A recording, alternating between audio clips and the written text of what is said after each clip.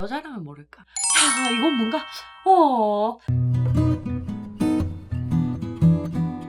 대체 저 남자 뭐지? 왜 자꾸 생각나? 미쳐버리겠네. 아, 궁금하다. 제가 어떤 사람인지 알고 싶은데. 알면 알수록 궁금한 여자가 있듯이 알면 알수록 궁금한 남자도 존재하기 마련이에요. 이 사람들이 가진 미묘한 차이들이 있는데 대체 그게 뭔지 몰라서 이 매력을 우리가 줍줍하기 어려운 거거든요. 그래서 준비한 이번 이야기. 타고난 것부터 행동까지 여자들의 호기심을 자극하는 남자 베스트 5. 빠밤! 이 중에 하나만 가지고 있어도 우리한테 다가오는 여자들은 훨씬 더 많아질 거예요. 첫 번째, 대체 뭐야? 말을 할 듯 안 할 듯 하는 이 남자는? 이건 특히 모임이나 학교나 직장같이 다수가 모이는 자리에서 잘 들어가는 건데 아마 술자리 같은 데서 만나면 참여도는 좋은데 자기 개시를 잘 안 하는 사람들을 본 적이 있을 거예요. 친구들끼리 떠들고 놀면서 아, 나도 그런 적 있었는데 너처럼은 안 했다. 이 정도로 리액션이 나오는 거거든. 반대로 대화하고 싶지 않은 스타일은 맞아, 나도 그랬는데 그때 알지 나 1년 전에 복학할 때 말이야 이러면서 내 얘기 인터셉트 해가지고 지 얘기로 끝내는 애들. 얘네들이랑 있으면 진짜 기가 빨리잖아. 뭘 하든 여러분들이 들어주는 입장이 되고 말하는 쟤는 365일 24시간 투머치 토커야. 안 궁금해. 오히려 얘기를 안 했으면 좋겠어. 우리 입 밖으로 안물안궁이 계속 나오려는 걸 참아야 한단 말이에요. 근데 적당히 분위기는 맞추는데 자기 얘기가 없어. 화기애애하게 만들긴 하는데 말을 안 해. 그럼 알고 싶어. 궁금해져. 얘네들의 공통점은 리액션은 뛰어난데 자기 개시를 함부로 하지 않는 애들. 그럼 주변에서 묻는다?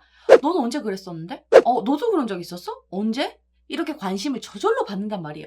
물론 이게 효과적으로 먹힐 때는 내가 그 모임이나 그 그룹에서 어느 정도 참여도가 있는 상태여야 반응이 와요. 늘 겉돌고 막 자기만의 세계가 있어.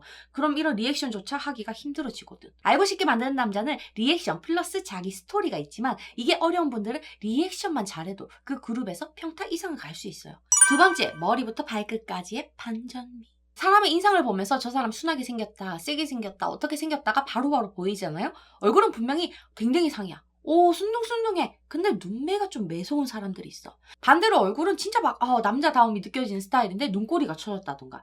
손바닥 2개로 가려질 만한 얼굴에서 2가지 이미지가 나오면 반전이 생기고 그 반전이 뭔가 궁금함을 불러일으킨단 말이에요.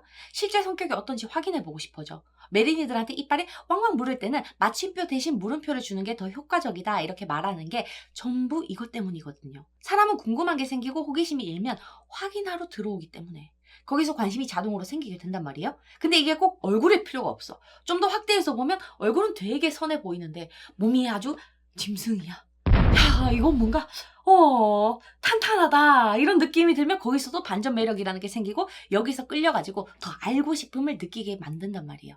근데 난 지금 당장 마음에 드는 사람이 생길 것 같은데 또는 걔를 만나러 가야 되는데 이 몸을 만들고 막 눈꼬리 막 이런 걸 만들고 할 시간이 없다 하는 분들은 말로 만드는 반전 예전에 알려준 적이 있었잖아요. 요걸 노려도 똑같이 궁금증, 의외성을 확보하고 매력으로 칠 수 있으니까 남자의 반전 매력 편을 참고하면 돼요. 세 번째, 선을 지키는 남자.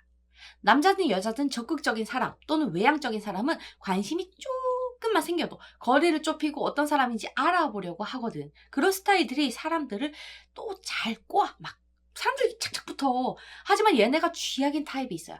살짝 끼를 부렸는데 선이 확고한 사람을 만났을 때.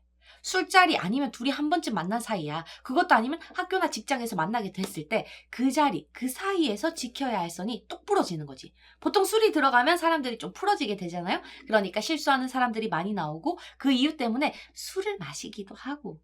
하지만 술자리에서 절제를 하는 사람들은 딱 술이 안 취할 때까지만 먹고 심지어 흐트러지지도 않아요. 보면 이렇게 전후가 똑같아. 이런 타입이라던가 또는 난 아무리 오래 만났다 하더라도 여사친이랑 단둘이 술은 안 마셔. 여자라면 모를까. 이런 식의 선이 있다면 알고 싶어져요. 내가 술 마시자고 하면 수락할까? 이걸 확인하기 위해서라도 막 묻게 된다니까? 물론 이건 아무한테나 다 하진 않아요. 다 들어가지도 않아.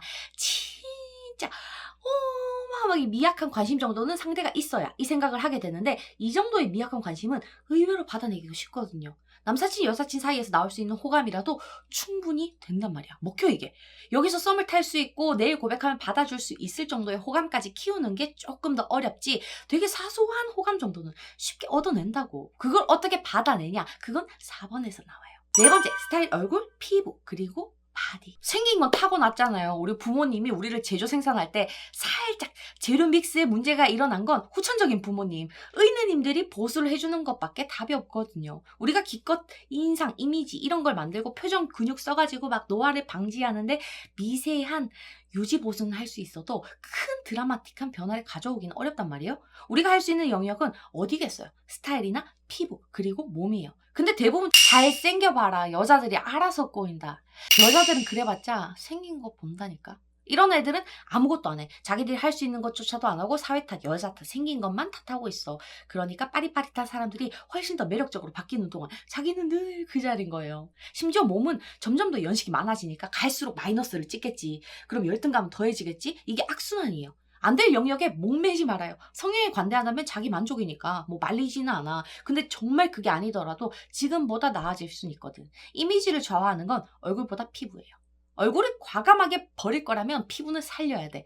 저는 10대 때조차도 피부 때문에 고민한 적이 한 번도 없어가지고 트러블 많은 사람들의 심리적인 데미지를 전혀 몰랐었거든요. 근데 요 근래 막 다 뒤집어지면서 몇 개월째 문제가 생겨가지고 피부과를 엄청 다니고 돈도 엄청 많이 쓰면서 알았어. 아 진짜 이 사람들이 자존감이 떨어질 수밖에 없겠다. 돈도 막 엄청 쓰면서 그 비싼 것들을 다 써봤는데 의외로 효과가 있었던 건 다이알 비누였거든요. 우연히 피부 트러블 때문에 막 만들어진 카페 같은 데서 알게 돼가지고 직구로 샀는데 엄청 싸. 막 한 600원에서 1000원 정도?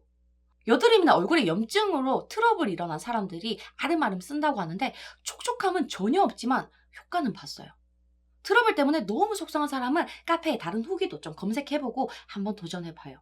이건 내 개인적인 생각이라서 나도 개인적으로만 효과를 봤던 거라 가지고 여러분들한테 확실히 이거 정말 효과적입니다. 강력하게 얘기는 하지 못하지만 알아보고 쓸만하다 싶으면 써보는 거 난 추천해.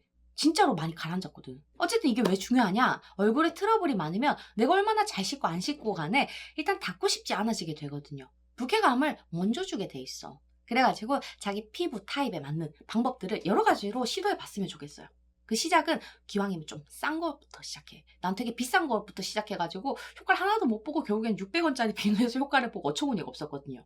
근데 피부가 괜찮아. 이 사람들이 커버해야 되는 게 스타일이에요. 이게 중요해. 패션 유튜버도 있고 연예 유튜버들도 막 패션에 대해서 팁을 주고 할 텐데 그보다 빨리 느는 게 보고 카피하는 거예요, 여러분. 이것저것 요즘 트렌드가 어쩌고 저쩌고 알 필요가 없어. 드라마 보잖아? 남자 주인공이 나와. 나랑 비슷한 비율이나 체격을 가진 사람 거 위아래 대충 훑어보고 걔네랑 깔맞추고 비슷한 거 사면 돼요. 근데 생각보다 이게 정말로 잘 어울리네? 그러면 그 비슷한 디자인 색깔들 바꿔가면서 주문하면 돼. 그럼 나의 스타일이 생겨요. 시간 대비 효율은 이게 확실해. 패션? 패피가 될 거 아니면 그 정도만 해도 충분하다는 거예요. 진짜야, 효과 본다. 마지막 5번째. 그래서 잘해주는 건가? 보통 친절한 사람들은 대다수의 호감을 쉽게 사요. 그걸로 여자들이 걸려드는 경우도 있지만 같은 친절을 베풀더라도 여자한테 알고 싶은 남자로 들어가는 방법은 따로 있어요. 학교나 회사에서 알게 된 사이라면 같은 반끼리 이 정도는 해야지. 같은 회사 다니는데 이 정도는 해줘야죠. 이렇게 관계의 프레임을 제한해버리면 돼요. 그런 말을 듣게 되면 여자들은 속으로 그럼 회사 사람이 아니었으면 더 잘해준다는 얘기인가? 더 안 해준다는 얘기인가? 같은 반이면 원래 다 이 정도는 하는 건가? 내가 안 특별한가? 라는 생각을 하게 돼요. 우리가 친절이나 매너를 보일 때 대상에 따라 제한해버리면 제한하지 않았을 때 그러니까 다른 사람한테는 어떻게 대하는지 제가 궁금해하게 된단 말이야. 그럼 원래는 어떤데? 이런 식으로 묻게 되면서 자연스럽게 들어오게 되잖아. 나에 대해서 궁금함을 느끼게 되잖아.